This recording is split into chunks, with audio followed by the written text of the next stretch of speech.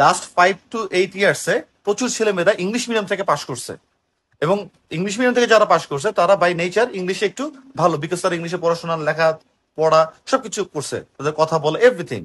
So এই জিনিসটা একটু মাথায় রাখতে হবে আপনাদের। আপনারা যদি হেলাফেলা হয়ে যান, ক্যানাডা অনেক লোক নিচ্ছে, আচ্ছা গায়ে তেল চর্বি জমে গেছে, না, ক্যানাডা অনেক লোক নিচ্ছে, বাট স্টিল জিনিস কম্পিটিটিভ হচ্ছে। এইটা কেন আমরা বুঝতেছি না? এত ইজি কিছু না এরকম যে লো হ্যাঙ্গিং ফ্রুট টুক করে ধরলাম আর পেরে ফেললাম, না। আমরা যদি এরকম ভিডিও ছাড়ি যেটা কোনো ব্যাপারই না, ক্যানাডা লোক নিচ্ছে, আপনারা এটা করেন এটা করেন, তাহলে আলটিমেটলি আমরা রিল্যাক্সড হয়ে যাবো। রিল্যাক্সড হওয়ার কোনো জায়গা নাই। It's is all about career. আমি বুঝি না কেন এই ক্যারিয়ার ব্যাপারে আপনারা সচেতন হচ্ছেন না। You need to be more serious. So এইটা করতে গেলে আলটিমেটলি কি করতে হবে? ঘর বাড়ির দরকার একদিকে, আমার পড়াশোনা একদিকে, আমার আইএলটিএস একদিকে, আমার জিমেট একদিকে, আমার চাকরি আর একদিকে, চাকরি বাদ। আমি নিজে স্বয়ং চাকরি ছেড়ে দিছি।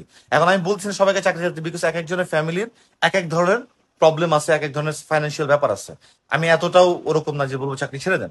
কিন্তু মাথায় রাখতে হবে যে আমার ফার্স্ট প্রায়োরিটি কি, দেশের বাইরে যাবো, কানাডা অথবা অস্ট্রেলিয়া বা যেখানে দেশে, আমি কি এইদিকে যাবো নাকি আমি কোন জায়গায় যাবো? নাকি আমি ওইসব ভিডিও দেখবো যে হ্যাঁ কয়েকজন 3-4 জন আছে হাতে গোনা, এরা ভিডিওতে ক্যানাডায় চলে আসেন, ক্যানাডাতে চলে আসতেছে, এটা করতেছে এটা করতেছে, এই জিনিস করবো কোনটা?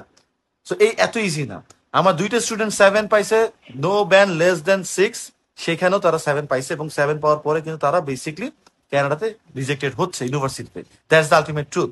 এবং সে একজন ইউনিভার্সিটি থেকে যে তারপর এখন কলেজে অ্যাডমিশন পেয়েছে, কলেজে, নট ইউনিভার্সিটিতে। তার মানে কি, জিনিসটা মাথায় রাখতে হবে। এনিওয়েজ, তো সবকিছু করার জন্য আমাদের যে জিনিসটা দরকার সেটা হচ্ছে আইএলটিএসটা। এখন অ্যাটলিস্ট এই জায়গা থেকে যদি না সরাতে পারে, সিজিবি টিজিবি কি করছি না করছি সেটা তার উপর আমাদের হাত নাই। আমরা আন্ডারগ্রেড যারা করে ফেলছি, যারা অনার্স করে ফেলছি, যারা বিএসসি করছি, যাই করছি না কেন, আমাদের কি ওই রেজাল্টের উপর হাত আছে? এখন যাই চেঞ্জ করতে পারবো? পারবো না। কি করতে পারবো? যদি দেশের বাইরে যেতে হয়, আইএলটিএস। সো আইএলটিএস করতে গেলে জান প্রাণ দিয়ে করতে হবে।